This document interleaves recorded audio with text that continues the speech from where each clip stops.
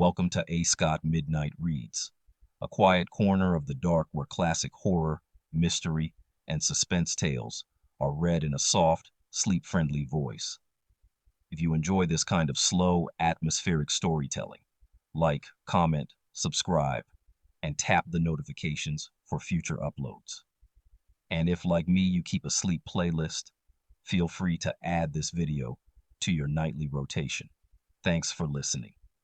Tonight's story is The Horla by Guy de Maupassant, a private journal of mounting terror, where an unseen presence settles into a man's life and slowly asserts its dominion over his thoughts, his home, and his will. Settle in, let your thoughts drift, and let the dark do the rest. Good night. All night. For all nights. The Horla, written by Guy de Maupassant. May 8th. What a lovely day. I have spent all the morning lying on the grass in front of my house under the enormous plantain tree which covers and shades and shelters the whole of it. I like this part of the country. I am fond of living here because I am attached to it by deep roots, the profound and delicate roots which attach a man to the soil on which his ancestors were born and died, to their traditions, their usages, their food, the local expressions, the peculiar language of the peasants, the smell of the soil, the hamlets, and to the atmosphere itself. I love the house in which I grew up. From my windows I can see the Seine, which flows by the side of my garden on the other side of the road, almost through my grounds, the great and wide Seine, which goes to Rouen and Havre, and which is covered with boats passing to and fro. On the left, down yonder, lies Rouen, populous Rouen, with its blue roofs massing under pointed Gothic towers. Innumerable are they, delicate or broad, dominated by the spire of the cathedral, full of bells which sound through the blue air on fine mornings, sending their sweet and distant iron clang to me, their metallic sounds, now stronger and now weaker, according as the wind is strong or light. What a delicious morning it was. About 11 o'clock, a long line of boats drawn by a steam tug, as big a fly and which scarcely puffed while emitting its thick smoke, passed my gate. After two English schooners whose red flags fluttered toward the sky, there came a magnificent Brazilian three-master. It was perfectly white and wonderfully clean and shining. I saluted it. I hardly know why, except that the sight of the vessel gave me great pleasure. May 12th.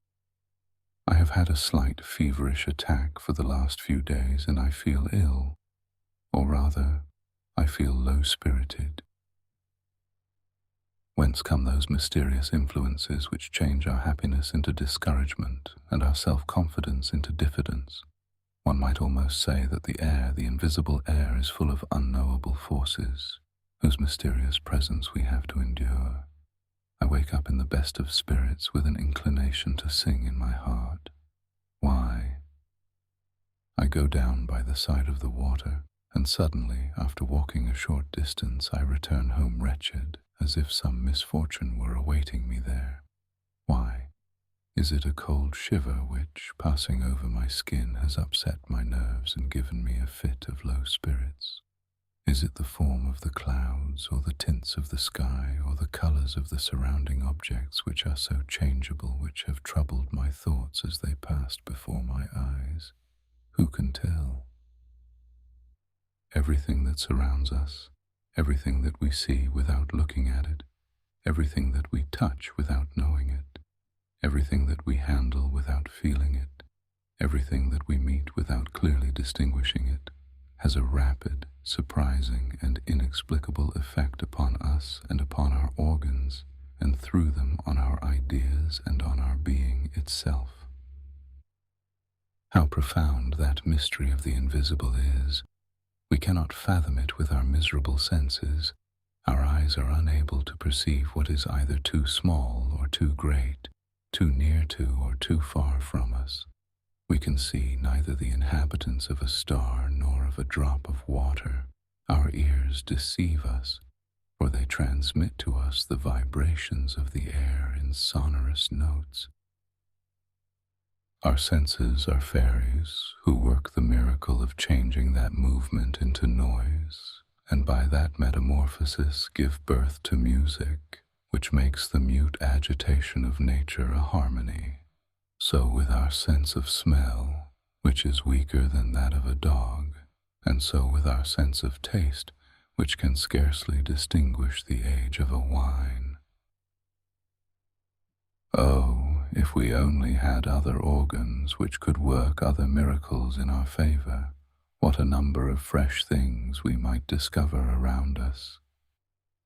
May 16th. I am ill decidedly. I was so well last month. I am feverish, horribly feverish, or rather I am in a state of feverish enervation, which makes my mind suffer as much as my body. I have without ceasing the horrible sensation of some danger threatening me, the apprehension of some coming misfortune or of approaching death, a presentiment which is no doubt an attack of some illness still unnamed, which germinates in the flesh and in the blood. May 18th. I have just come from consulting my medical man, for I can no longer get any sleep. He found that my pulse was high, my eyes dilated, my nerves highly strung, but no alarming symptoms. I must have a course of shower baths and of bromide of potassium. May 25th. No change. My state is really very peculiar.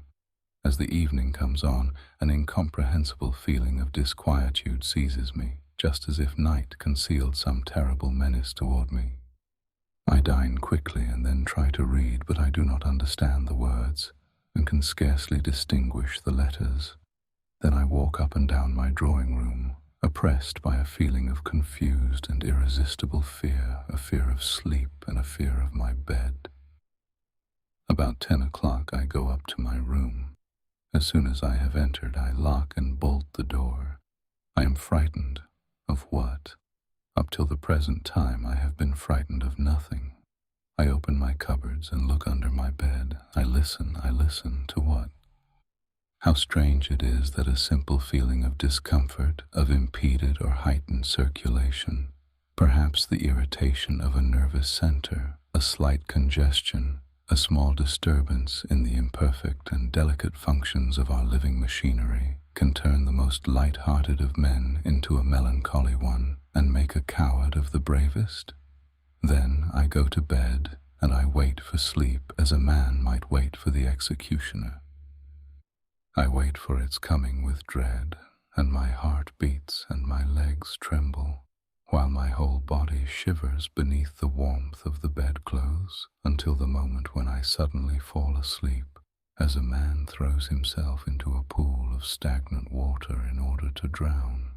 I do not feel this perfidious sleep coming over me as I used to, but a sleep which is close to me and watching me, which is going to seize me by the head, to close my eyes and annihilate me.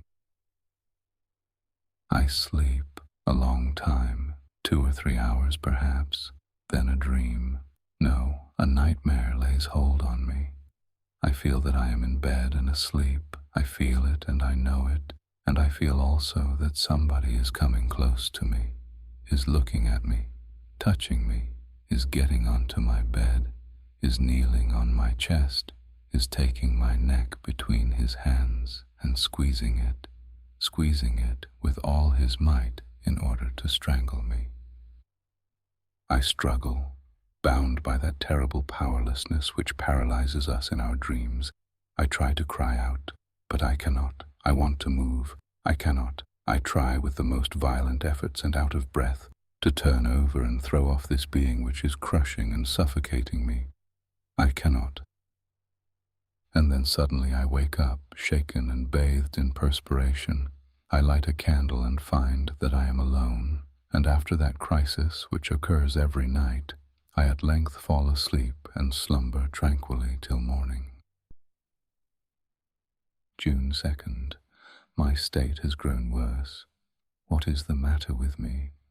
The bromide does me no good, and the shower baths have no effect whatever. Sometimes, in order to tire myself out, though I am fatigued enough already, I go for a walk in the forest of Rumar.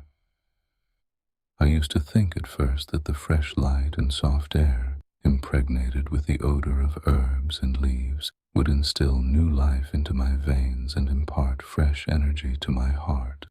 One day I turned into a broad ride in the wood, and then I diverged toward Le Bouillet through a narrow path between two rows of exceedingly tall trees, which placed a thick green, almost black roof between the sky and me. A sudden shiver ran through me, not a cold shiver, but a shiver of agony, and so I hastened my steps, uneasy at being alone in the wood, frightened stupidly and without reason at the profound solitude. Suddenly it seemed as if I were being followed, that somebody was walking at my heels, close, quite close to me, near enough to touch me. I turned round suddenly, but I was alone. I saw nothing behind me except the straight, broad ride, empty and bordered by high trees, horribly empty. On the other side also it extended until it was lost in the distance and looked just the same. Terrible. I closed my eyes. Why? And then I began to turn round on one heel very quickly, just like a top. I nearly fell down and opened my eyes. The trees were dancing round me and the earth heaved. I was obliged to sit down. Then, I no longer remembered how I had come. What a strange idea. What a strange, strange idea. I did not the least know. I started off to the right and got back into the avenue which had led me into the middle of the forest. June 3rd. I have had a terrible night. I shall go away for a few weeks, for no doubt a journey will set me up again. July 2nd. I have come back quite cured, and have had a most delightful trip into the bargain. I have been to Mont Saint-Michel, which I had not seen before. What a sight when one arrives, as I did, at Avranches toward the end of the day. The town stands on a hill, and I was taken into the public garden at the extremity of the town. I uttered a cry of astonishment. An extraordinarily large bay lay extended before me as far as my eyes could reach, between two hills which were lost to sight in the mist, and in the middle of this immense yellow bay, under a clear golden sky, a peculiar hill rose up, sombre and pointed in the midst of the sand. The sun had just disappeared, and under the still flaming sky stood out the outline of that fantastic rock which bears on its summit a picturesque monument. At daybreak I went to it.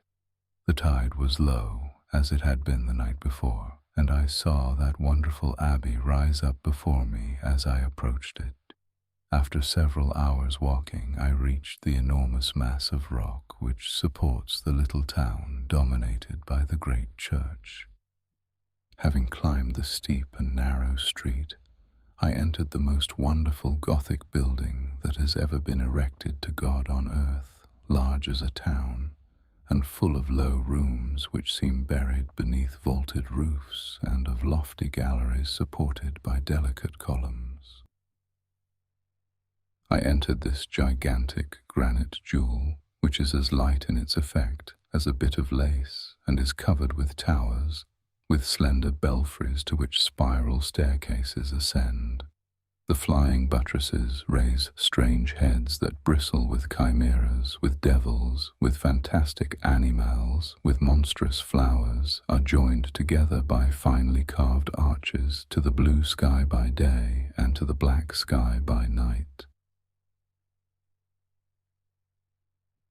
When I had reached the summit, I said to the monk who accompanied me, "Father, how happy you must be here."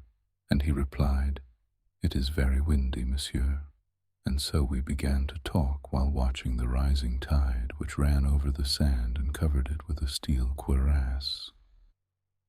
And then the monk told me stories, all the old stories belonging to the place, legends, nothing but legends. One of them struck me forcibly. The country people, those belonging to the Mornet, declare that at night one can hear talking going on in the sand, and also that two goats bleat, one with a strong, the other with a weak voice. Incredulous people declare that it is nothing but the screaming of the seabirds, which occasionally resembles bleatings, and occasionally human lamentations. But belated fishermen swear that they have met an old shepherd, whose cloak-covered head they can never see, wandering on the sand, between two tides, round the little town placed so far out of the world.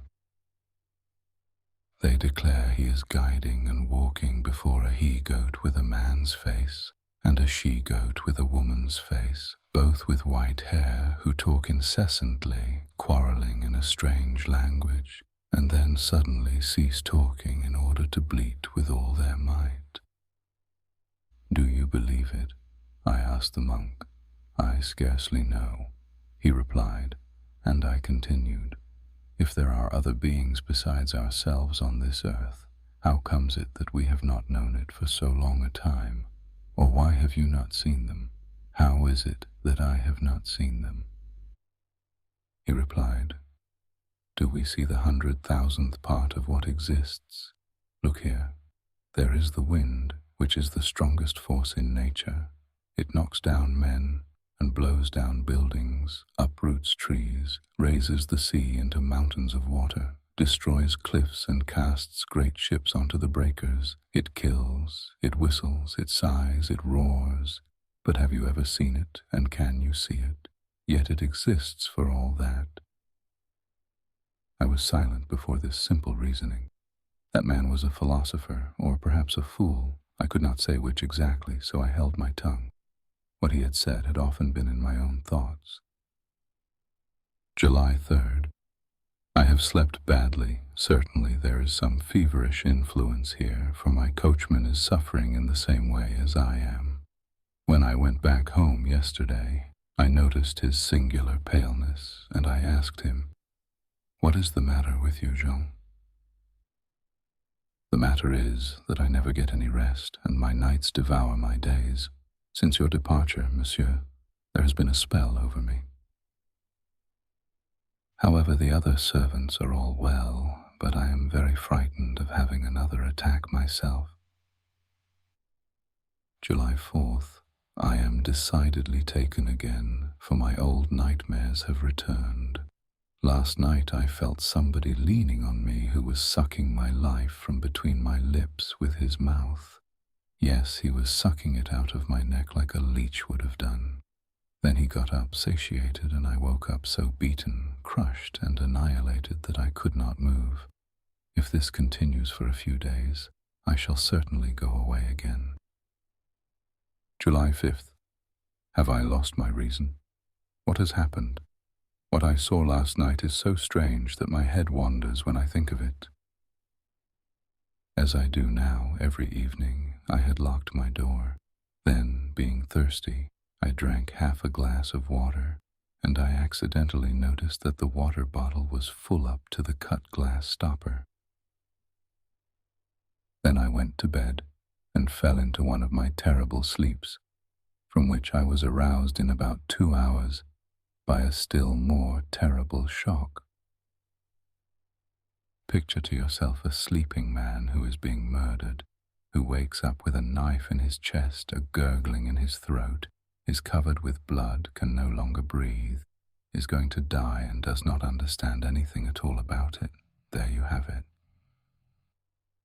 Having recovered my senses, I was thirsty again, so I lighted a candle and went to the table on which my water bottle was. I lifted it up and tilted it over my glass, but nothing came out. It was empty. It was completely empty. At first I could not understand it at all.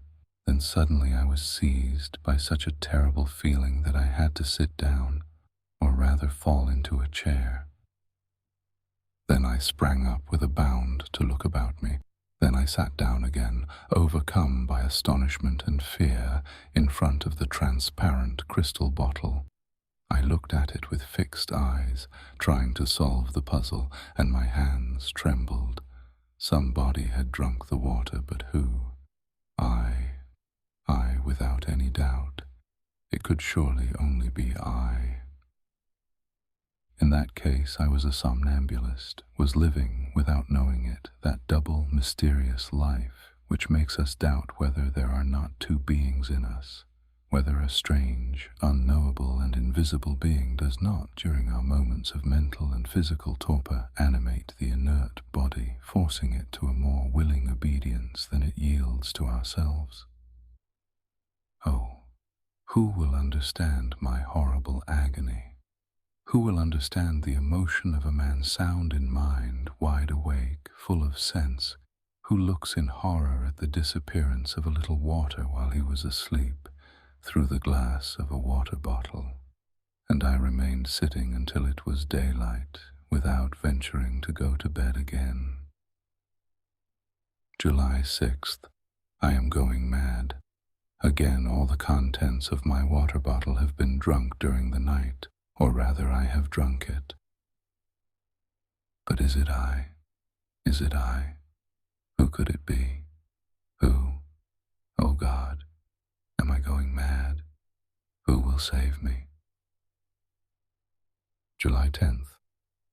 I have just been through some surprising ordeals. Undoubtedly I must be mad. And yet, on July 6th, before going to bed, I put some wine, milk, water, bread, and strawberries on my table. Somebody drank. I drank all the water and a little of the milk, but neither the wine, nor the bread, nor the strawberries were touched. On the 7th of July, I renewed the same experiment with the same results, and on July 8th, I left out the water and the milk, and nothing was touched. Lastly, on July 9th, I put only water and milk on my table, taking care to wrap up the bottles in white muslin and to tie down the stoppers. Then I rubbed my lips, my beard, and my hands with pencil lead, and went to bed. Deep slumber seized me, soon followed by a terrible awakening. I had not moved, and my sheets were not marked. I rushed to the table. The muslin round the bottles remained intact. I undid the string, trembling with fear. All the water had been drunk, and so had the milk. Ah, great God! I must start for Paris immediately. July 12th, Paris. I must have lost my head during the last few days. I must be the plaything of my enervated imagination, unless I am really a somnambulist, or I have been brought under the power of one of those influences, hypnotic suggestion, for example, which are known to exist, but have hitherto been inexplicable. In any case, my mental state bordered on madness, and 24 hours of Paris sufficed to restore me to my equilibrium. Yesterday, after doing some business and paying some visits, which instilled fresh and invigorating mental air into me, I wound up my evening at the Théâtre Français. A drama by Alexandre Dumas the Younger was being acted, and his brilliant and powerful play completed my cure. Certainly solitude is dangerous for active minds. We need men who can think and can talk around us. When we are alone for a long time, we people space with phantoms. I returned along the boulevards to my hotel in excellent spirits. Amid the jostling of the crowd, I thought, not without irony, of my terrors and surmises of the previous week, because I believed, yes, I believed, that an invisible being lived beneath my roof. How weak our mind is, how quickly it is terrified and unbalanced as soon as we are confronted with a small, incomprehensible fact. Instead of dismissing the problem with, "We do not understand because we cannot find the cause," we immediately imagine terrible mysteries and supernatural powers. July 14th, Fate of the Republic. I walked through the streets, and the crackers and flags amused me like a child. Still, it is very foolish to make merry on a set date by government decree. People are like a flock of sheep, now steadily patient, now in ferocious revolt. Say to it, amuse yourself, and it amuses itself. Say to it, go and fight with your neighbor, and it goes and fights. Say to it, vote for the emperor, and it votes for the emperor. Then say to it, vote for the republic, and it votes for the republic. Those who direct it are stupid too, but instead of obeying men, they obey principles, a course which can only be foolish, ineffective, and false, for the very reason that principles are ideas which are considered as certain and unchangeable, whereas in this world one is certain of nothing, since light is an illusion and noise is deception. July 16th. I saw some things yesterday that troubled me very much. I was dining at my cousin's, Madame Sable, whose husband is colonel of the 76th Chasseurs at Limoges.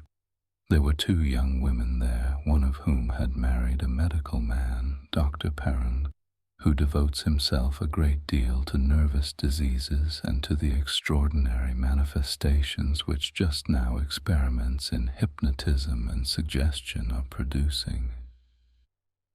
He related to us at some length the enormous results obtained by English scientists and the doctors of the medical school at Nancy, and the facts which he adduced appeared to me so strange that I declared that I was altogether incredulous.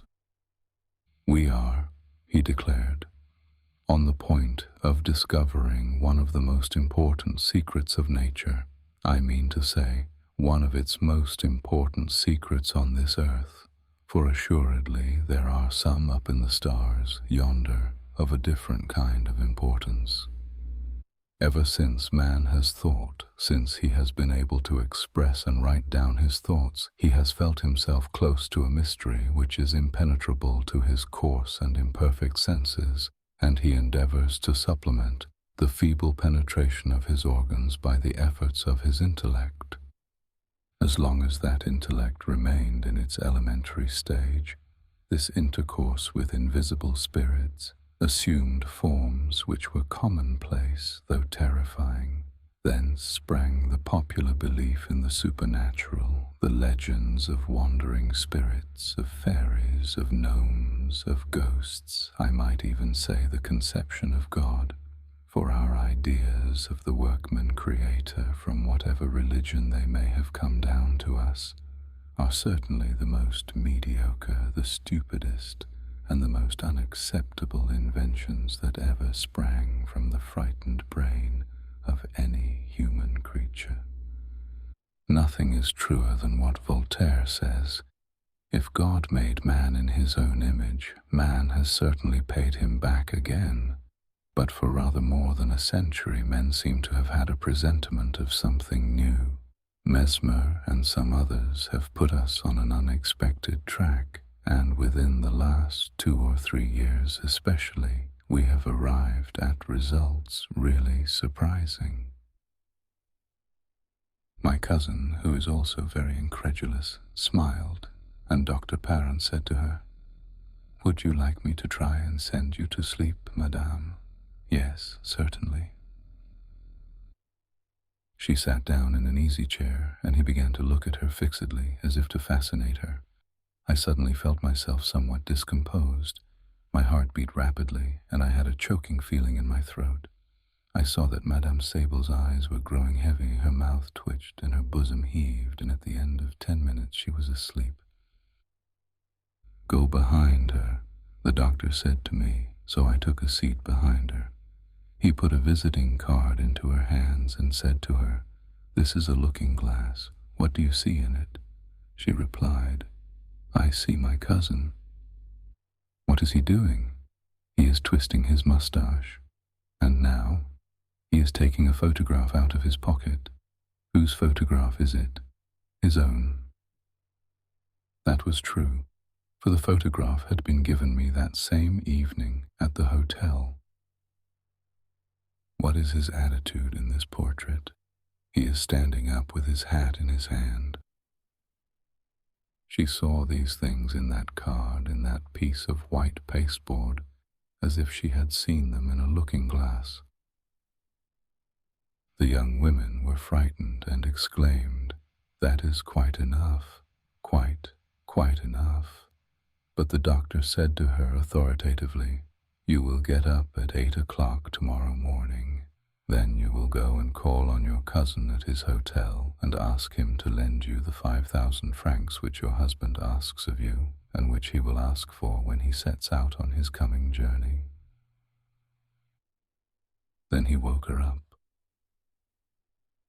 On returning to my hotel, I thought over this curious séance, and I was assailed by doubts, not as to my cousin's absolute and undoubted good faith, for I had known her as well as if she had been my own sister ever since she was a child, but as to a possible trick on the doctor's part. Had not he, perhaps, kept a glass hidden in his hand which he showed to the young woman in her sleep at the same time as he did the card? Professional conjurers do things which are just as singular.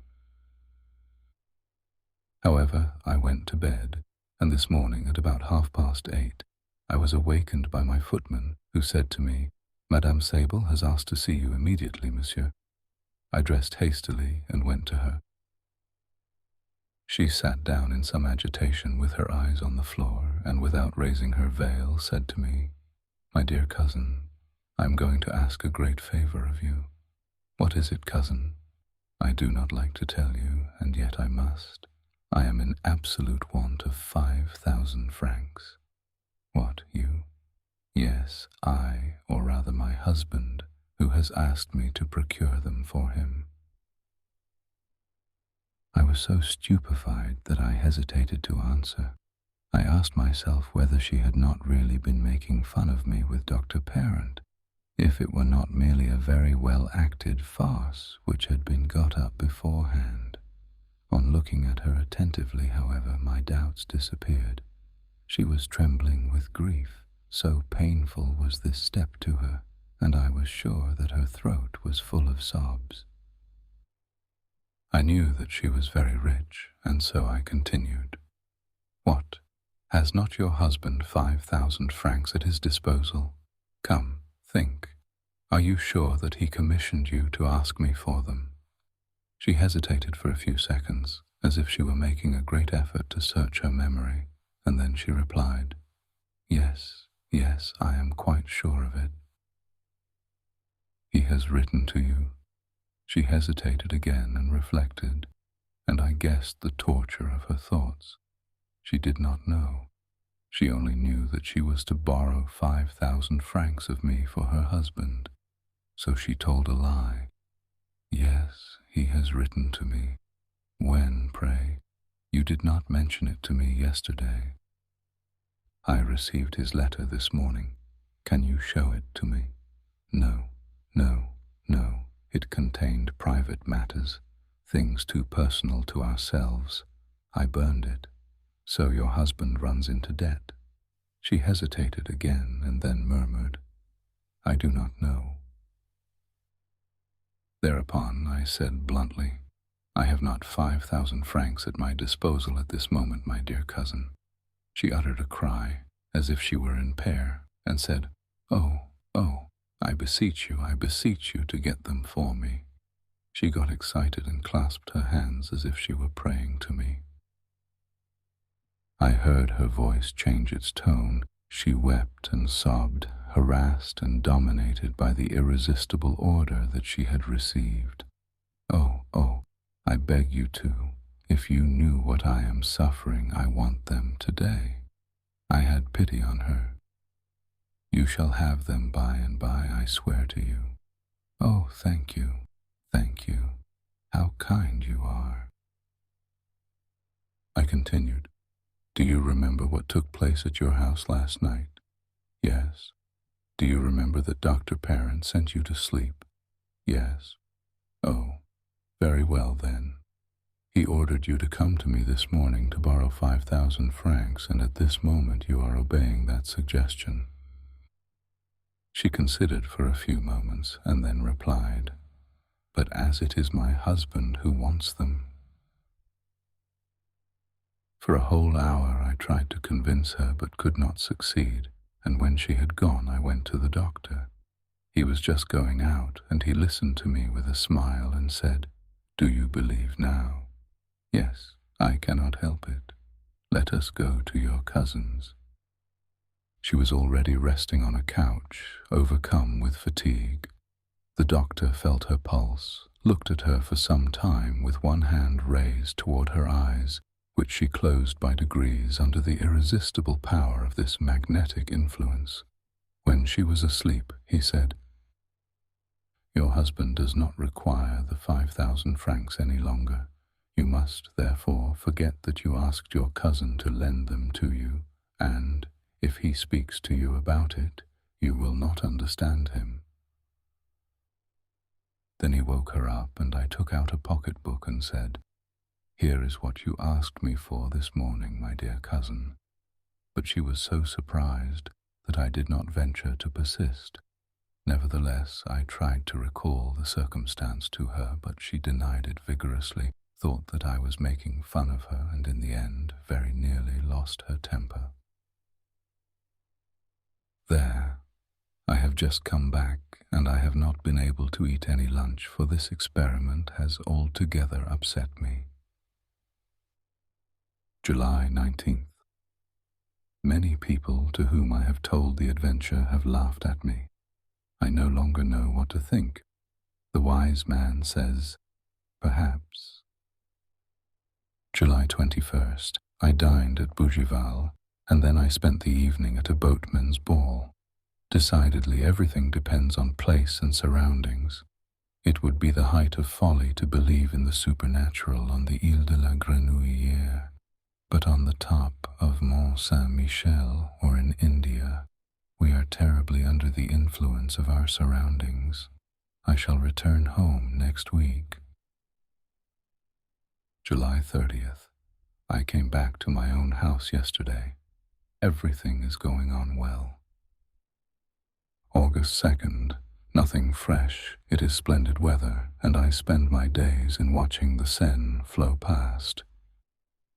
August 4th. Quarrels among my servants. They declare that the glasses are broken in the cupboards at night.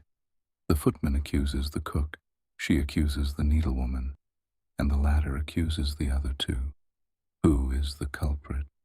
It would take a clever person to tell. August 6th. This time I am not mad. I have seen, I have seen, I have seen. I can doubt no longer. I have seen it. I was walking at 2 o'clock among my rose trees in the full sunlight, in the walk bordered by autumn roses which are beginning to fall. As I stopped to look at a Jean de Bataille which had 3 splendid blooms, I distinctly saw the stalk of one of the roses bend close to me, as if an invisible hand had bent it, and then break as if that hand had picked it. Then the flower raised itself, following the curve which a hand would have described in carrying it toward a mouth, and remained suspended in the transparent air, alone and motionless, a terrible red spot 3 yards from my eyes. In desperation, I rushed at it to take it. I found nothing. It had disappeared. Then I was seized with furious rage against myself, for it is not wholesome for a reasonable and serious man to have such hallucinations. But was it a hallucination? I turned to look for the stalk, and I found it immediately under the bush, freshly broken, between the 2 other roses which remained on the branch. I returned home, then, with a much disturbed mind. For I am certain now, certain as I am of the alternation of day and night, that there exists close to me an invisible being who lives on milk and on water, who can touch objects, take them and change their places, who is consequently endowed with a material nature, although imperceptible to sense, and who lives as I do, under my roof. August 7th. I slept tranquilly. He drank the water out of my decanter but did not disturb my sleep. I ask myself whether I am mad. As I was walking just now in the sun by the riverside, doubts as to my own sanity arose in me. Not vague doubts such as I have had hitherto, but precise and absolute doubts. I have seen mad people, and I have known some who were quite intelligent, lucid, even clear-sighted in every concern of life, except on one point. They could speak clearly, readily, profoundly on everything, till their thoughts were caught in the breakers of their delusions and went to pieces there, were dispersed and swamped in that furious and terrible sea of fogs and squalls, which is called madness. I certainly should think that I was mad, absolutely mad, if I were not conscious that I knew my state, if I could not fathom it and analyze it with the most complete lucidity. I should, in fact, be a reasonable man laboring under a hallucination. Some unknown disturbance must have been excited in my brain, one of those disturbances which physiologists of the present day try to note and to fix precisely, and that disturbance must have caused a profound gulf in my mind and in the order and logic of my ideas. Similar phenomena occur in dreams and lead us through the most unlikely phantasmagoria without causing us any surprise, because our verifying apparatus and our sense of control have gone to sleep, while our imaginative faculty wakes and works. Was it not possible that one of the imperceptible keys of the cerebral fingerboard had been paralyzed in me? Some men lose the recollection of proper names, or of verbs, or of numbers, or merely of dates, in consequence of an accident. The localization of all the avenues of thought has been accomplished nowadays. What, then, would there be surprising in the fact that my faculty of controlling the unreality of certain hallucinations should be destroyed for the time being? I thought of all this as I walked by the side of the water. The sun was shining brightly on the river and made earth delightful, while it filled me with love for life, for the swallows, whose swift agility is always delightful in my eyes, for the plants by the riverside, whose rustling is a pleasure to my ears. By degrees, however, an inexplicable feeling of discomfort seized me. It seemed to me as if some unknown force were numbing and stopping me, were preventing me from going further, and were calling me back. I felt that painful wish to return which comes on you when you have left a beloved invalid at home and are seized by a presentiment that he is worse. I, therefore, returned despite of myself, feeling certain that I should find some bad news awaiting me, a letter or a telegram. There was nothing, however, and I was surprised and uneasy, more so than if I had had another fantastic vision. August 8th, I spent a terrible evening yesterday. He does not show himself any more, but I feel that he is near me, watching me, looking at me, penetrating me, dominating me, and more terrible to me when he hides himself thus than if he were to manifest his constant and invisible presence by supernatural phenomena. However, I slept. August 9th, nothing, but I'm afraid. August 10th, nothing, but what will happen tomorrow. August 11th, still nothing. I cannot stop at home with this fear hanging over me and these thoughts in my mind. I shall go away. August 12th, 10 o'clock at night. All day long I have been trying to get away and have not been able. I contemplated a simple and easy act of liberty, a carriage ride to Rouen, and I have not been able to do it. What is the reason?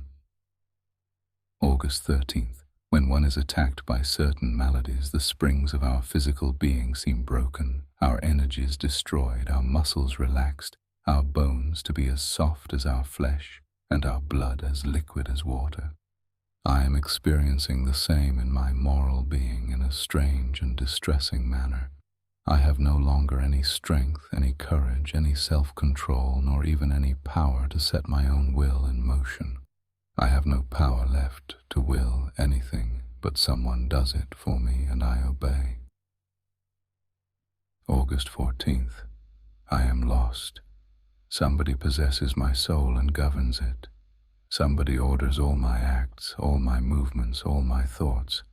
I am no longer master of myself, nothing except an enslaved and terrified spectator of the things which I do. I wish to go out. I cannot. He does not wish to, and so I remain, trembling and distracted in the armchair in which he keeps me sitting. I merely wish to get up and to rouse myself so as to think that I am still master of myself. I cannot.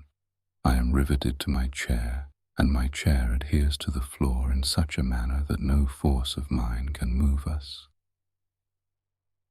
Then suddenly I must go to the foot of my garden to pick some strawberries and eat them, and I go there. I pick the strawberries and I eat them. Oh my God, is there a God? If there be one, deliver me, save me, succor me, pardon, pity, mercy, save me. Oh, what sufferings, what torture, what horror. August 15th. Certainly this is the way in which my poor cousin was possessed and swayed when she came to borrow 5,000 francs of me.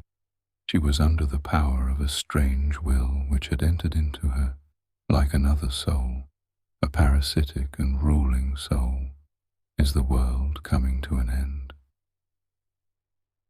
But who is he, this invisible being that rules me, this unknowable being, this rover of a supernatural race? Invisible beings exist, then.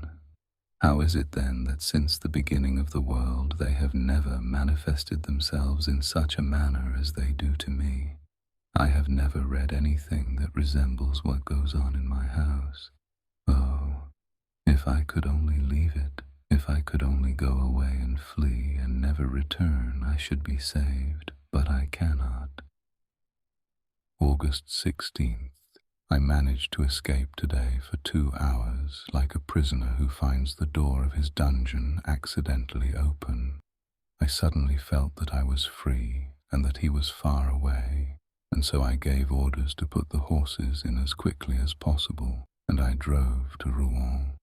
Oh, how delightful to be able to say to my coachman, "Go to Rouen."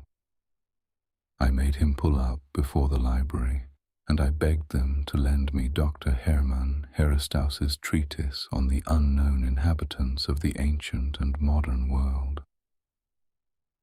Then, as I was getting into my carriage, I intended to say, "To the railway station," but instead of this I shouted. I did not speak, but I shouted in such a loud voice that all the passers-by turned round, "Home!" and I fell back onto the cushion of my carriage, overcome by mental agony. He had found me out and regained possession of me. August 17th. Oh, what a night! What a night! And yet it seems to me that I ought to rejoice. I read until 1 o'clock in the morning. Herestauss, Doctor of Philosophy and Theogony, wrote the history and the manifestation of all those invisible beings which hover around man, or of whom he dreams. He describes their origin, their domains, their power, but none of them resembles the one which haunts me. One might say that man, ever since he has thought, has had a foreboding and a fear of a new being, stronger than himself, his successor in this world, and that, feeling him near and not being able to foretell the nature of the unseen one, he has, in his terror, created the whole race of hidden beings, vague phantoms born of fear. Having therefore read until 1 o'clock in the morning, I went and sat down at the open window in order to cool my forehead and my thoughts in the calm night air. It was very pleasant and warm. How I should have enjoyed such a night formerly. There was no moon, but the stars darted out their rays in the dark heavens. Who inhabits those worlds? What forms, what living beings, what animals are there yonder? Do those who are thinkers in those distant worlds know more than we do? What can they do more than we? What do they see which we do not? Will not one of them, some day or other, traversing space, appear on our earth to conquer it, just as formerly the Norsemen crossed the sea in order to subjugate nations feebler than themselves? We are so weak, so powerless, so ignorant, so small, we who live on this particle of mud which revolves in liquid air. I fell asleep, dreaming thus in the cool night air, and then, having slept for about 3/4 of an hour, I opened my eyes without moving, awakened by an indescribably confused and strange sensation. At first I saw nothing, and then suddenly it appeared to me as if a page of the book, which had remained open on my table, turned over of its own accord. Not a breath of air had come in at my window, and I was surprised and waited. In about 4 minutes I saw with my own eyes, another page lift itself up and fall down on the others, as if a finger had turned it over. My armchair was empty, appeared empty, but I knew that he was there, he, and sitting in my place, and that he was reading.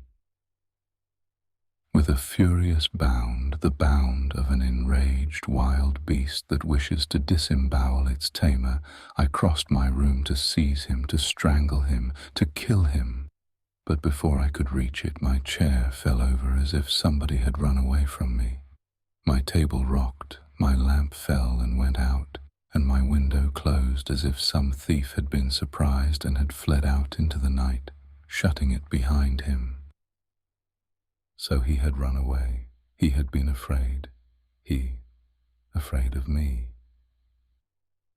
So tomorrow or later, some day or other, I should be able to hold him in my clutches and crush him against the ground.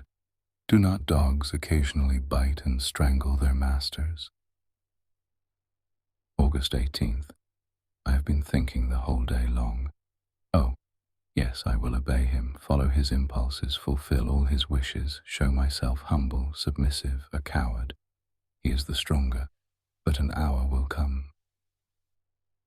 August 19th. I know all.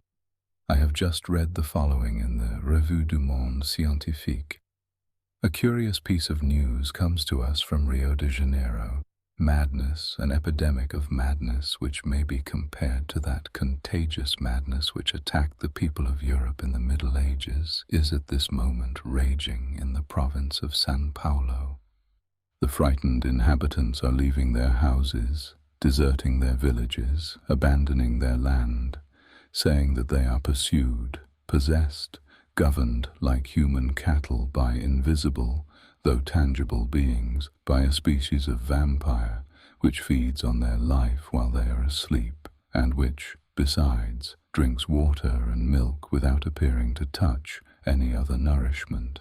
Professor Don Pedro Henriquez, accompanied by several medical savants, has gone to the province of São Paulo in order to study the origin and the manifestations of this surprising madness on the spot, and to propose such measures to the emperor as may appear to him to be most fitted to restore the mad population to reason. I remember now that fine Brazilian three-master which passed in front of my windows as it was going up the Seine on the 8th of last May. I thought it looked so pretty, so white and bright. That being was on board of her, coming from there, where its race sprang from, and it saw me. It saw my house, which was also white, and he sprang from the ship onto the land. Oh, good heavens! Now I know I can divine. The reign of man is over, and he has come. He whom disquieted priests exorcised, whom sorcerers evoked on dark nights without seeing him appear. He to whom the imaginations of the transient masters of the world lent all the monsters monstrous or graceful forms of gnomes, spirits, genii, fairies, and familiar spirits. After the coarse conceptions of primitive fear, men more enlightened gave him a truer form. Mesmer divined him, and 10 years ago physicians accurately discovered the nature of his power even before he exercised it himself. They played with that weapon of their new lord, the sway of a mysterious will over the human soul which had become enslaved. They called it mesmerism, hypnotism, suggestion, I know not what. I have seen them diverting themselves like rash children with this horrible power. Woe to us, woe to man. He has come, what does he call himself? I fancy that he is shouting out his name to me and I do not hear him. Yes, he is shouting it out. I am listening. I cannot. Repeat. It, Horla. I have heard. The Horla. It is he, the Horla. He has come. Ah, the vulture has eaten the pigeon. The wolf has eaten the lamb. The lion has devoured the sharp-horned buffalo. Man has killed the lion with an arrow, with a spear, with gunpowder, but the Horla will make of man what man has made of the horse and of the ox, his chattel, his slave, and his food by the mere power of his will. Woe to us. But nevertheless, sometimes the animal rebels and kills the man who has subjugated it. I should also like, I shall be able to, but I must know him, touch him, see him. Learned men say that eyes of animals, as they differ from ours, do not distinguish as ours do, and my eye cannot distinguish this newcomer who is oppressing me. Why? Oh, now I remember the words of the monk at Mont Saint-Michel. Can we see the 100,000th part of what exists? Listen. There is the wind, which is the strongest force in nature. It knocks men down, blows down buildings, uproots trees, raises the sea into mountains of water, destroys cliffs, and casts great ships onto the breakers. It kills, it whistles, it sighs, it roars. Have you ever seen it, and can you see it? It exists for all that, however. And I went on thinking, my eyes are so weak, so imperfect, that they do not even distinguish hard bodies if they are as transparent as glass. If a glass without quicksilver behind it were to bar my way, I should run into it, just like a bird which has flown into a room breaks its head against the window panes. 1,000 things, moreover, deceive a man and lead him astray. How then is it surprising that he cannot perceive a new body which is penetrated and pervaded by the light? A new being. Why not? It was assuredly bound to come. Why should we be the last? We do not distinguish it like all the others created before us. The reason is that its nature is more delicate, its body finer and more finished than ours. Our makeup is so weak, so awkwardly conceived. Our body is encumbered with organs that are always tired, always being strained like locks that are too complicated. It lives like a plant and like an animal nourishing itself with difficulty on air, herbs, and flesh. It is a brute machine which is a prey to maladies, to malformations, to decay. It is broken-winded, badly regulated, simple and eccentric, ingeniously yet badly made, a coarse and yet a delicate mechanism, in brief, the outline of a being which might become intelligent and great. There are only a few, so few, stages of development in this world, from the oyster up to man. Why should there not be one more when once that period is accomplished which separates the successive products one from the other? Why not one more? Why not also other trees with immense splendid flowers perfuming whole regions? Why not other elements beside fire, air, earth, and water? There are only 4, nursing fathers of various beings. What a pity! Why should not there be 40, 400, 4,000?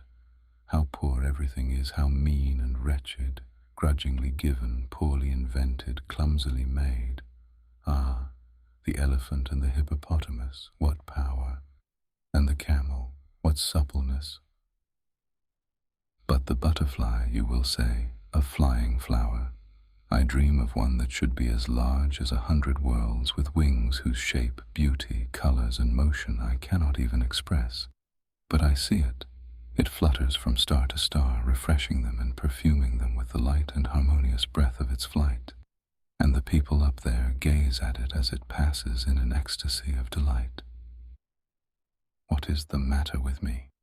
It is he, the Horla, who haunts me and who makes me think of these foolish things. He is within me. He is becoming my soul. I shall kill him. August 20th.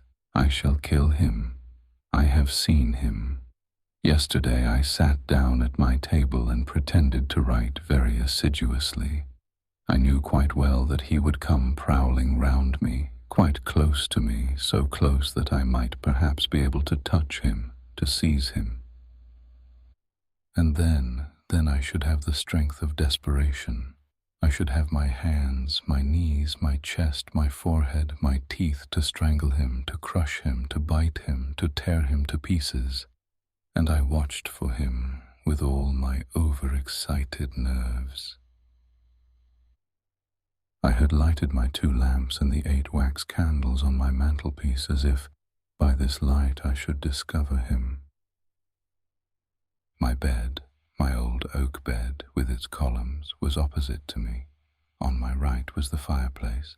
On my left, the door, which was carefully closed, after I had left it open for some time in order to attract him. Behind me was a very high wardrobe with a looking-glass in it, which served me to dress by every day, and in which I was in the habit of inspecting myself from head to foot every time I passed it. So I pretended to be writing in order to deceive him, for he also was watching me, and suddenly I felt I was certain that he was reading over my shoulder, that he was there, almost touching my ear. I got up so quickly with my hands extended that I almost fell. Horror! It was as bright as at midday, but I did not see myself in the glass. It was empty, clear, profound, full of light. But my figure was not reflected in it, and I was opposite to it. I saw the large, clear glass from top to bottom, and I looked at it with unsteady eyes. I did not dare advance. I did not venture to make a movement, feeling certain, nevertheless, that he was there, but that he would escape me again, he whose imperceptible body had absorbed my reflection. How frightened I was, and then suddenly I began to see myself through a mist in the depths of the looking-glass, in a mist as it were, or through a veil of water, and it seemed to me as if this water were flowing slowly from left to right, and making my figure clearer every moment. It was like the end of an eclipse. Whatever hid me did not appear to possess any clearly defined outlines, but was a sort of opaque transparency which gradually grew clearer. At last I was able to distinguish myself completely, as I do every day when I look at myself.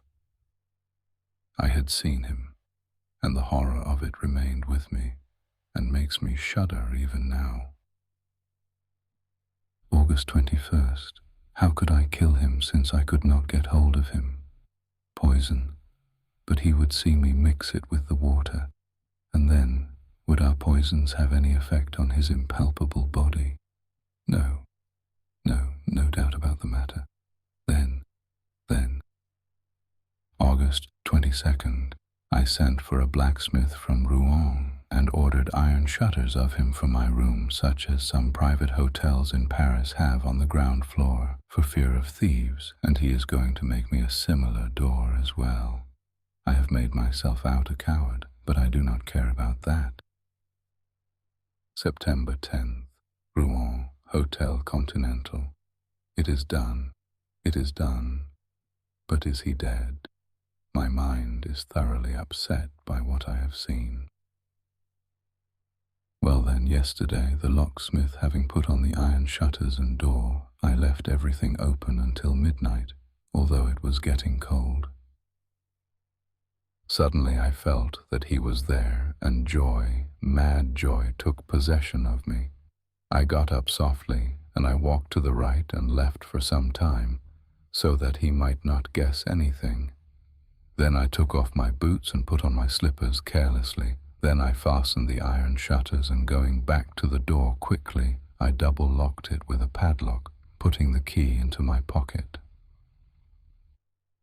Suddenly I noticed that he was moving restlessly round me, that in his turn he was frightened and was ordering me to let him out. I nearly yielded, though I did not quite, but putting my back to the door, I half opened it, just enough to allow me to go out backward, and as I am very tall, my head touched the lintel. I was sure that he had not been able to escape, and I shut him up quite alone, quite alone. What happiness! I had him fast. Then I ran downstairs into the drawing-room, which was under my bedroom. I took the 2 lamps and poured all the oil onto the carpet, the furniture, everywhere. Then I set fire to it and made my escape, after having carefully double-locked the door. I went and hid myself at the bottom of the garden, in a clump of laurel bushes. How long it was! How long it was! Everything was dark, silent, motionless. Not a breath of air and not a star, but heavy banks of clouds which one could not see, but which weighed, oh, so heavily on my soul. I looked at my house and waited. How long it was! I already began to think that the fire had gone out of its own accord, or that he had extinguished it, when one of the lower windows gave way under the violence of the flames, and a long, soft, caressing sheet of red flame mounted up the white wall and kissed it as high as the roof. The light fell onto the trees, the branches, and the leaves, and a shiver of fear pervaded them also. The birds awoke. A dog began to howl, and it seemed to me as if the day were breaking. Almost immediately 2 other windows flew into fragments, and I saw that the whole of the lower part of my house was nothing but a terrible furnace. But a cry, a horrible, shrill, heart-rending cry, a woman's cry, sounded through the night, and 2 garret windows were opened. I had forgotten the servants. I saw the terror-struck faces and the frantic waving of their arms. Then, overwhelmed with horror, I ran off to the village, shouting, "Help! Help! Fire! Fire!" Meeting some people who were already coming onto the scene, I went back with them to see. By this time the house was nothing but a horrible and magnificent funeral pile, a monstrous pyre which lit up the whole country, a pyre where men were burning, and where he was burning also. He, my prisoner, that new being, the new master, the Horla. Suddenly, the whole roof fell in between the walls, and a volcano of flames darted up to the sky. Through all the windows which opened onto that furnace, I saw the flames darting, and I reflected that he was there, in that kiln, dead. Dead, perhaps.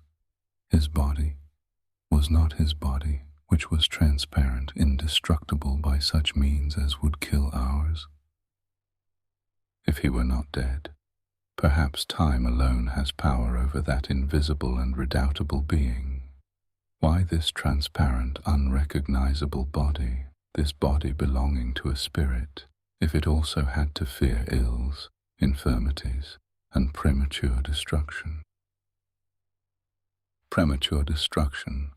All human terror springs from that. After man the Horla.